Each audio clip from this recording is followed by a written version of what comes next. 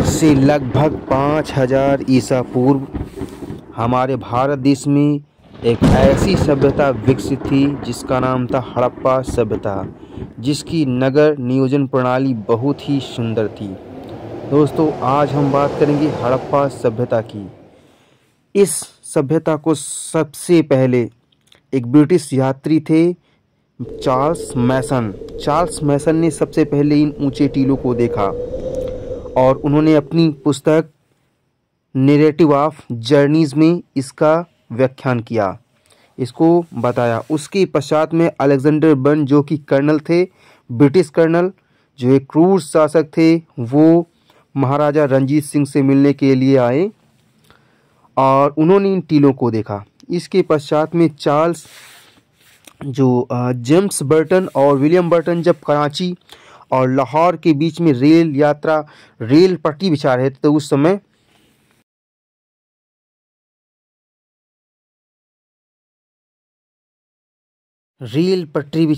उसी समय उन्होंने इन ऊंचे ऊंचे टीलों को देखा और एक राजमहल के अवशेष का दर्जा दिया।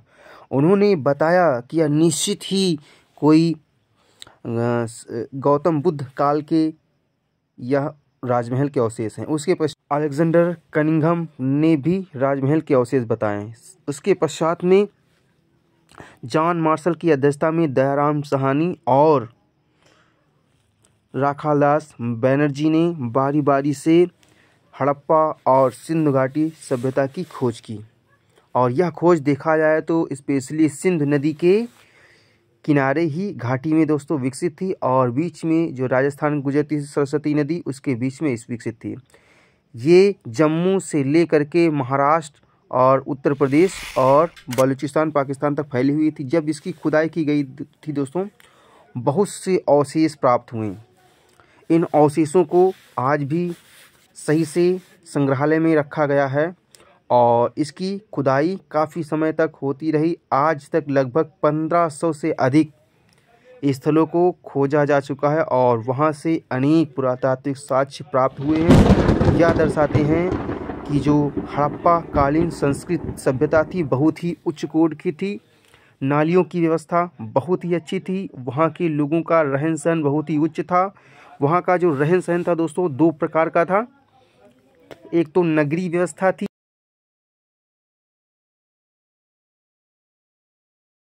समय की समकालीन जो सभ्यता थी वो होंगहो नदी यानी चीन की सभ्यता थी। मेसोपोटामिया और मिस्र की सभ्यता समकालीन थी। यह सभ्यता अफगानिस्तान में सुर्तगई, मुंडिका, कांधार प्रांत से लेकर बलूचिस्तान पाकिस्तान में मेहरगढ़, राना घुंडाई, डाबरकोट, बालाकोट, सुतकांगेडोर, पंजाब में हड़प्पा, जलीलपुर, देरावर, सरायखोला और सिंध प्रांत में, पाकिस्तान के सिंध प्रांत में मोहनजोदड़ो, कोटदीजी और चौहद्रों तक विकसित थी। इसके अलावा पंजाब में, जम्मू कश्मीर में मांडा, पंजाब में फतेहपुर कोटला, हरियाणा में बनावली, हिसार, राखीगढ़ी, कुरुक्षेत्र, भगवानपुरा आदि से बहुत साक्ष्य दोस्तों मिले हुए हैं। इसके नामकरण की बात की जाए तो नामकरण में हड़प्पा सभ्यता, सिंधु सभ्यता, सिंधु सरस्वती सभ्यता का नाम भी आता है और यहाँ पर अनेक अवशेष प्राप्त हुए, जिसमें तांबे का रथ, कांसे की नर्तकी की मूर्ति और बहुत से आभूषण दोस्तों प्राप्त हुए हैं।